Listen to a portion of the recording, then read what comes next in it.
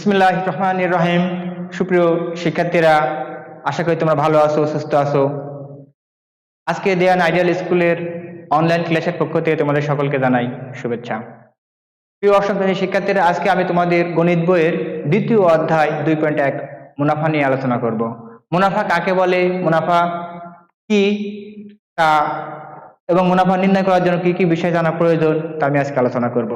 ঠিক আছে, প্রথমে দেখলাম বোর্ডে লিখছি মুনাফা। মুনাফা কাকে বলে? অর্থাৎ ব্যাংকে যে টাকা আমরা গচ্ছিত রাখি বা বিনিয়োগ করি, তা একটা নির্দিষ্ট সময় পর কিছু টাকা অতিরিক্ত ব্যাংক আমাদের প্রদান করে, সেই টাকাটাকে বলা হয় থেকে মুনাফা, প্রফিট বা ইন্টারেস্ট বলে থেকে আমরা। এই সংজ্ঞা আকার অন্যভাবে বলা যায় হচ্ছে ব্যাংকে বা ব্যবসায় যে টাকা খাটানো হয় বা বিনিয়োগ করা হয় তার পরিমাণ এবং সময়ের উপর ভিত্তি করে নির্দিষ্ট হারে কিছু অতিরিক্ত টাকা ব্যাংক আমাদের প্রদান করে থাকে। এই অতিরিক্ত প্রাপ্ত টাকাকে মুনাফা বলা থাকে। মুনাফা নির্ণয় করার জন্য আর কি কি বিষয়গুলো প্রয়োজন জানা দরকার? মুনাফার হার, সময়, আসল, এগুলি জানা প্রয়োজন। এখন দেখো প্রিয় শিক্ষার্থীরা, তাহলে আমি লিখি মুনাফা, আসল। মুনাফা জানলাম, এখন আসল। আসল বলতে আমরা কি বুঝি বা কাকে বলে? অর্থাৎ ব্যাংকে যে টাকাটা আমরা জমা রাখি অথবা গচ্ছিত রাখি বা বিনিয়োগ করি, সেটাই হলো আসল। এখন মুনাফার হার হলো কি? মুনাফার হার সম্পর্কে জানতে হলে মুনাফার হার বলতে আমরা বুঝি যে কোনো নির্দিষ্ট টাকার উপর নির্দিষ্ট সময়ের জন্য যে মুনাফা হিসাব করা হয় তা মুনাফার হার হিসেবে আমরা মনে করি। এভাবে বলতে পারি আমরা 100 টাকায় এক বছরে যে মুনাফা হয় তা মুনাফার হার বা শতকরা বার্ষিক মুনাফার হার। প্রিয় শিক্ষার্থীরা, এখন সময়, যে সময়ে মুনাফাটা হিসাব করা হয় তাকে মুনাফার সময়কাল বলা হয় থাকে। এখন দেখো তোমাদের বইয়ে এই মুনাফা দুই ধরনের হয়ে থাকে। শ্রেণীবিভাগ আলোচনা করলে বলা যায় দুই ধরনের মুনাফা পাওয়া যায়। এক হলো সরল মুনাফা, সরল মুনাফা। দুই হলো চক্রবৃদ্ধি মুনাফা, চক্রবৃদ্ধি মুনাফা। প্রিয় শিক্ষার্থীরা, আজকে আমি শুধু এই সরল মুনাফা নিয়ে আলোচনা করব। সরল মুনাফা কাকে বলে? তাহলে আমি লিখি সরল মুনাফা কাকে বলে।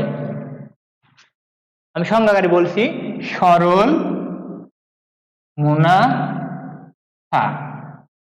লিখতাম না। সরল মুনাফা বলতে পারি আমরা যে টাকা ব্যাংকে জমা রাখি সে টাকার উপর যেটা বছর শেষে বা নির্দিষ্ট সময় পরে যে মুনাফা পাই তাকে হচ্ছে সরল মুনাফা বলা থাকে। সংজ্ঞাকারে বলতে পারি আমরা এভাবে যে প্রতি বছর শুধু প্রারম্ভিক মূলধনের উপর যে মুনাফা হিসাব করা হয় তাকে সরল মুনাফা বলে। মুনাফার কথাটা বললে, মুনাফা বললে সরল মুনাফাকে বুঝিয়ে থাকে। সরল মুনাফা নির্ণয় করার জন্য তোমাদের বইয়ে কতটা সূত্র দেওয়া আছে, সূত্রটি আমি লিখি। দেখো লেখা আছে মুনাফা,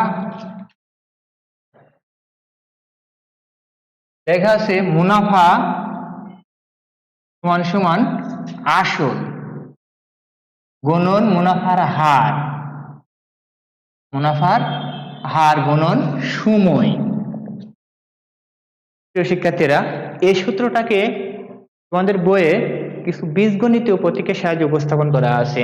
আমরা ওর সাথে পরিচয় হই। দেখো আসল, আসল সমান আমরা লিখি পি। পি লিখি কারণ প্রিন্সিপাল, প্রিন্সিপাল। অর আমরা ক্যাপিটালও ব্যবহার করতে পারি, ক্যাপিটাল। এরপরে আসলের পরে আসলো মুনাফার হার, মুনাফার হার ছোট হাতের আর ব্যবহার করি কারণ দেখো রেট, RAT, রেট অফ মুনাফা অর্থাৎ ইন্টারেস্ট, INTEREST, ইন্টারেস্ট। এরপরে আমরা সময় ব্যবহার করি, সময়।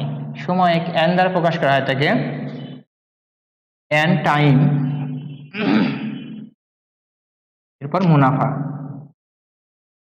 মুনাফা আমরা আয় দ্বারা প্রকাশ করি, প্রফিট বা interest, FIT, profit or interest, interest.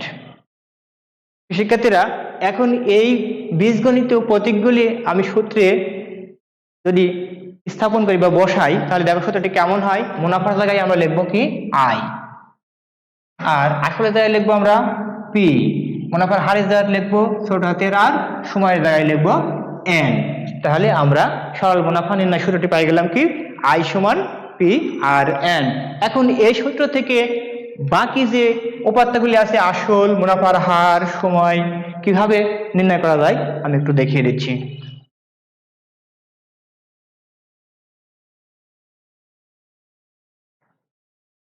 তাহলে মূল সূত্র আমাদের মুনাফা আই সমান পি আর এন।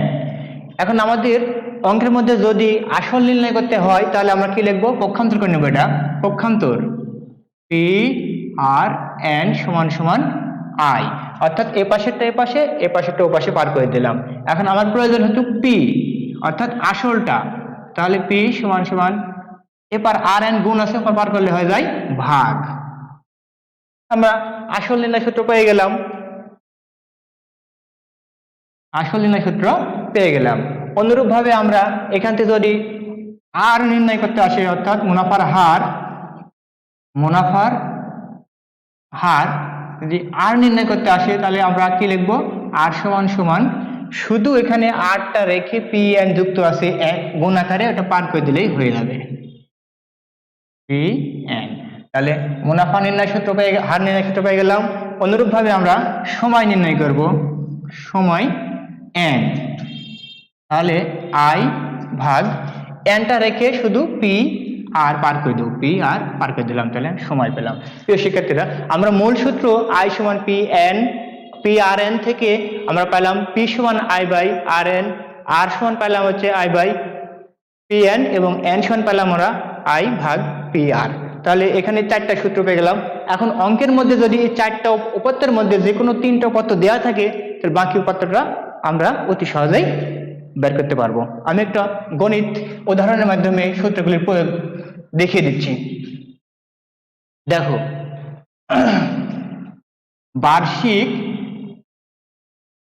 বার্ষিক 12% হারে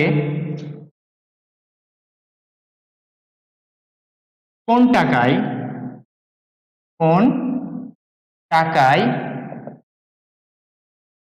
3 বছরে মুনাফা হয় 2,880 টাকা। সেক্ষেত্রে দেখো, এর মধ্যে এই পার্সেন্ট থাকলে ওইটা হচ্ছে কি মুনাফার হার বোঝায়, আর বছর বা মাস উল্লেখ থাকলে এটা কি হয়, ওটা সময় হয় থাকে। আর এখানে বলতে মুনাফা উল্লেখ করে দিয়েছে, তাহলে বাকি অপশন আমাদের কি বের করতে হবে, আসল। দেখো, তাহলে আমরা এখানে লিখি দেওয়া আছে, কি দেওয়া আছে, এখানে তোমার বার্ষিক মুনাফার হার আর সমান সমান কি দেওয়া আছে, 12%। আমরা একে পার্সেন্ট ভাঙ্গায় লিখে 100 লিখি, এত টাকা। সময় দেওয়া আছে কত, সময় দেওয়া আছে এন সমান সমান 3 বছর। তারপরে কি দেওয়া আছে, এখানে মুনাফা দেওয়া আছে, মুনাফা দেওয়া আছে। মুনাফা কত, আমরা আয় দ্বারা মুনাফা প্রকাশ করি, মুনাফা দেওয়া আছে 2,880 টাকা। তাহলে কি নাই, আসল নাই, আসল পি সমান সমান নির্ণয় করো। তাহলে আমরা জানি মূল সূত্র হচ্ছে কি, আমরা জানি মূল সূত্র আই মুনাফা সমান সমান কি জানি আমরা, পি আর এন। এখন আমার প্রয়োজন এখানে কি, প্রয়োজন শুধু আমার এখানে লাগবে পি, আসল নির্ণয় করতে। তাহলে আমরা পক্ষান্তর করে নিই আগের মতো, পি আর এন সমান সমান আই, বা পি রেখে দিলাম সমান সমান আই বাই আর এন। এখন আমার এখানে যে মানগুলি পেয়ে গেছি আই আর এন এর শুধু বসাই দিই। আই সমান পাইছি কত, আমি আই সমান পাইছি এখানে 2,880 টাকা। আর কত দেওয়া আছে, 12/100 গুণন সময়, এন দেওয়া আছে 3 বছর। তাহলে এটা উপরের সংখ্যা 2,880, 12 গুণন 3 এসে হলো 100।